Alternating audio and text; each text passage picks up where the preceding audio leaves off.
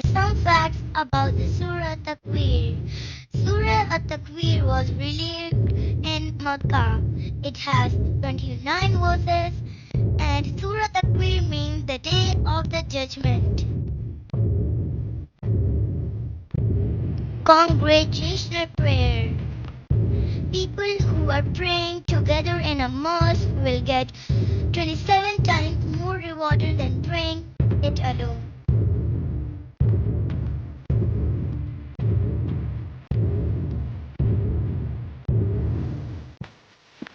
Masbuk prayer.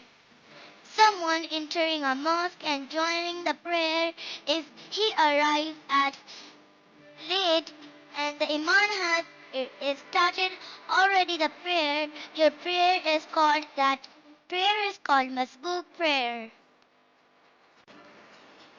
Angel Jibril.